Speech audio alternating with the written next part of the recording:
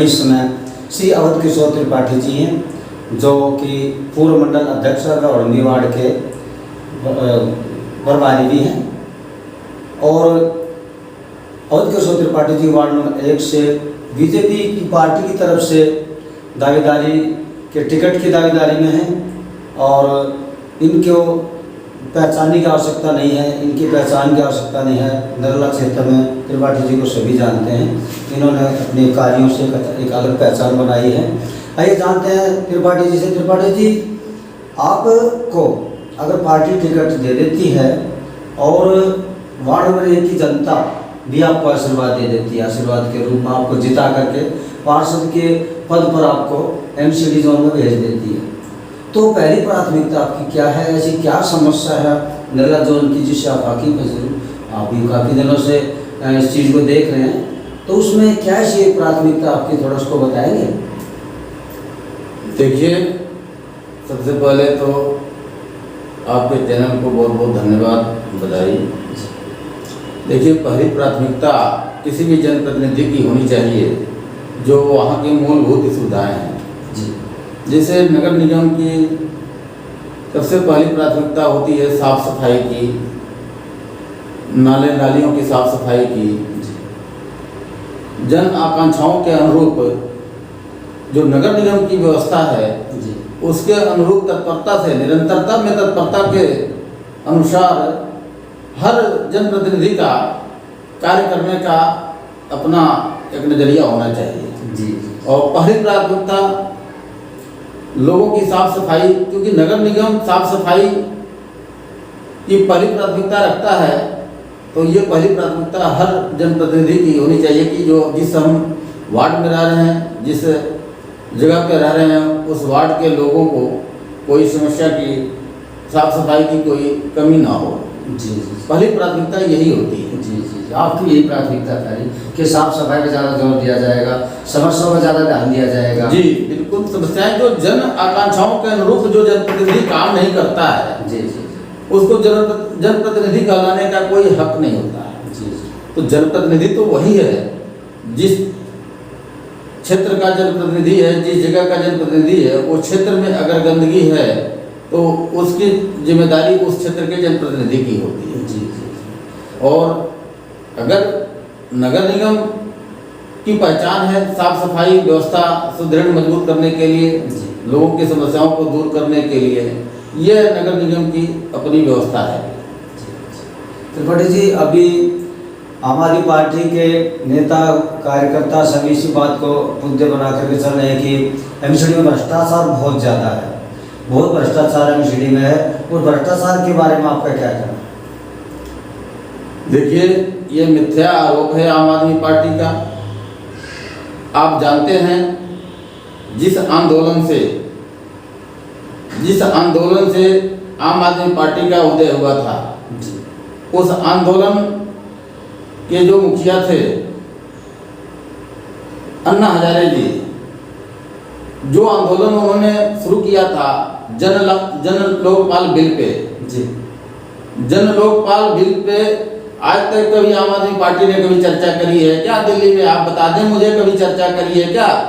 आप जन Lokpal bill pay आंदोलन तो किया, आंदोलन का आपने फायदा उठाया और जनता को बेवकूफ बनाने का काम आपने कभी आप किया, और आपने आज तक कभी उस जन लोकपाल बिल पर चर्चा नहीं करी। ये बताइए, ये कहाँ से कह सकते हैं? अब एक चीज बताइए, इनके अधिकारी दिल्ली सरकार में व्यापक भ्रष्टाचार, नगर निगम, आप नगर निगम की चर्चा कर रहे हैं, आप जल बोर्ड में देखिए, बिजली डिपार्टमेंट में देखिए, कितनी ज्यादा उसमें घोटाले हो रहे हैं, ये सारे उजागर हो रहे हैं। नगर निगम के साथ सौतेला व्यवहार, जब से ये सत्ता में आए हैं तब से नगर निगम के साथ सौतेला व्यवहार कर रहे हैं। अभी पीछे आपको पता होना चाहिए कि हमारे भारतीय जनता पार्टी दिल्ली प्रदेश के आह्वान पे 13,000 करोड़ हमारा जो है बकाया था इनके ऊपर, उसका क्यों नहीं आपने जो निवारण किया भाई? आपने क्यों नहीं नगर निगम को दिया? आप एक तरफ से तो पारदर्शिता की बात करते हैं, आप जन लोकपाल बिल पे आप काम करते हैं, आप जन लोकपाल बिल पे जो है चुनाव में आते हैं, और लेकिन जन लोकपाल बिल पे कोई काम नहीं करते आप। तो भ्रष्टाचार तो आपके हर शरीर के हर अंग में है। तो जी अभी हाल ही में चुनाव हुए हैं 5 राज्यों में, यूपी के चुनाव के बारे में, क्योंकि आप यूपी से बिलोंग करते हैं, यूपी के चुनाव के बारे में बताइए, उसके बारे में आपका क्या कहना है? कैसे वहाँ पे जीत हासिल की, कितनी मेहनत की है, आप लोगों ने भी की है, आप लोग देखिए नेताओं ने भी की है। उत्तर प्रदेश में एक ऐतिहासिक निर्णय वहाँ की जनता ने सुनाया है। देश के अपितु विश्व के नंबर 1 नेता कहे जाने वाले हमारे देश के आदरणीय प्रधानमंत्री श्री नरेंद्र मोदी जी के नेतृत्व में, उत्तर प्रदेश के मुख्यमंत्री आदरणीय यशस्वी श्री योगी आदित्यनाथ जी के नेतृत्व में यह चुनाव लड़ा गया था। और विकास के मुद्दे पे हम भी देवरिया क्षेत्र में रहे हैं, जहां से 7 की 7 सीटें भारतीय जनता पार्टी की झोली में आई हैं।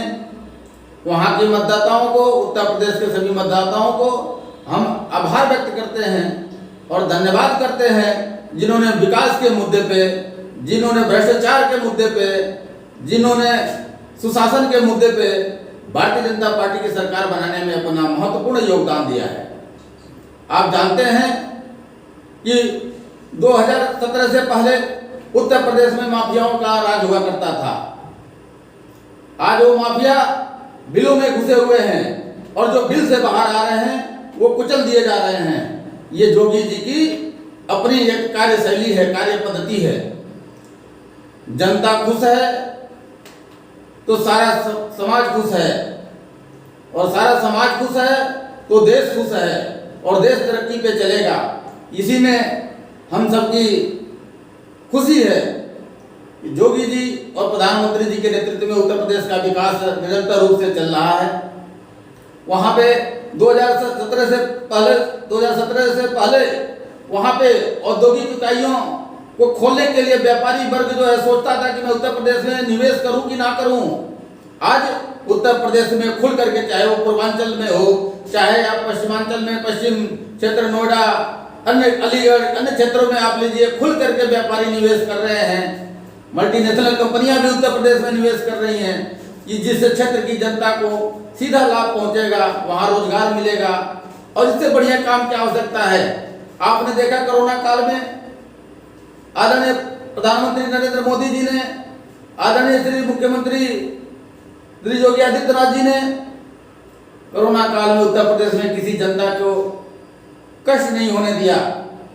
आदरणीय योगी जी ने जगह जगह सभी अस्पतालों में जाकर के स्वतः जो है कोरोना के मरीजों का हालचाल लिया और कोरोना को फैलने से रोकने के जो जितना भरपूर उपाय हो सकता है उन्होंने किया। इसके लिए मैं योगी जी का और श्री आदरणीय नरेंद्र मोदी जी का अपने परिवार की तरफ से बहुत बहुत धन्यवाद करता हूँ।